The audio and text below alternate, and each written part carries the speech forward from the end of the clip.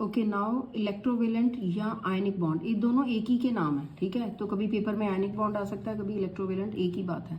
तो रीड करो यहाँ से। It is the attractive force which binds the oppositely charged ions together. Explanation, the oppositely charged ions are cation and anion. ठीक है। Cation is formed by loss of electron and anion is formed by gain of electron. हाँ, ये याद रखो, cation, कई बच्चों को पता नहीं होता। कैटाइन जो है, जब इलेक्ट्रॉन निकलेंगे तो कैटाइन बनेगा, ठीक है। तो फिर कैटाइन पे कौन सा चार्ज होगा पता है आपको? जब इलेक्ट्रॉन ही निकल गए तो कैटाइन पे कौन सा चार्ज होगा? पॉजिटिव, क्योंकि इलेक्ट्रॉन निकल गई तो पॉजिटिव रहेगा। Anion is formed by gain of electron. Anion पे इलेक्ट्रॉन आए हैं तो फिर इलेक्ट्रॉन, इस पे कौन सा चार्ज है? Negative. Next, normally electron lost by cation is observed bye anion. हाँ देखो, जब इलेक्ट्रॉन जब कैटाइन से निकलते हैं तो वो एनायन से एब्जॉर्ब हो जाते हैं, ठीक है। Next, The force which holds these two ions together is known as electrostatic force of attraction. हाँ, इसमें एक जो है वो इलेक्ट्रॉन दूसरे को दे रहा है। कौन दे रहा है? Electron lost by cation. Cation से निकल रहे हैं, इलेक्ट्रॉन कहाँ जा रहे हैं? एनायन में। तो ये क्या हो रहा है, जो हमने ऊपर डेफिनेशन पढ़ी है, क्या हो रहा है? ट्रांसफर ऑफ इलेक्ट्रॉन्स, ठीक है। तो ये फिर कौन सा बनाते हैं बॉन्ड? ये इलेक्ट्रोवेलेंट या फिर आयनिक बॉन्ड, ठीक है।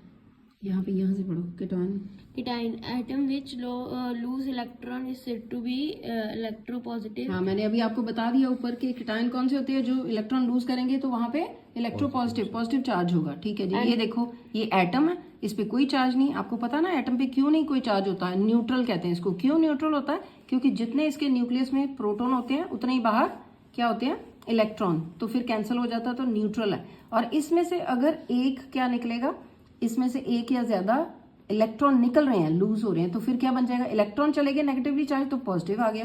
तो इसको कैटाइन कहते हैं या इसको आयन कहते हैं। वैसे इसका कॉमन नेम आयन है, लेकिन इसको कैटाइन। देखो, सी से बच्चे उल्टा लिख देते हैं। जो सी वाला है वो क्या है? पॉजिटिव है, तो सी पॉजिटिव, ठीक है। तो कैसे करोगे कि कैट अगर कुछ जैसे फॉरेन कंट्री में कैट होती घर में, तो कैट है तो पॉजिटिव, सी पॉजिटिव, ठीक है। कईयों के घर में कैट है तो C positive, C for cat, C for cation, ठीक है। नेक्स्ट, यहाँ से पढ़ो, एनायन।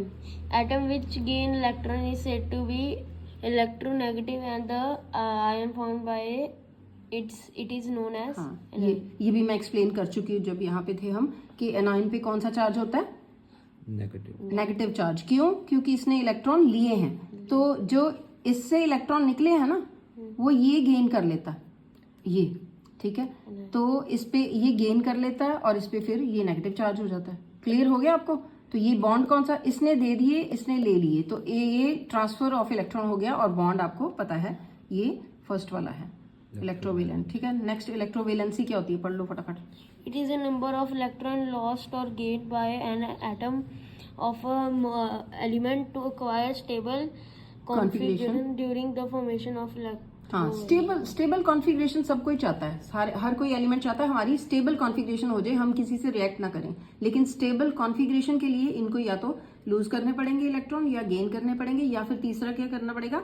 शेयर करने पड़ेंगे। तो यहाँ पे ये देखो, नंबर ऑफ इलेक्ट्रोवेलेंसी क्या होती है? नंबर ऑफ इलेक्ट्रॉन्स लॉस्ट, जितने किसी ने दिए हैं लॉस्ट, उसके निकले हैं इलेक्ट्रॉन, या फिर किसी ने लिए हैं, उसको क्या कहते हैं? इलेक्ट्रोवेलेंसी। इतनी बात याद रखो।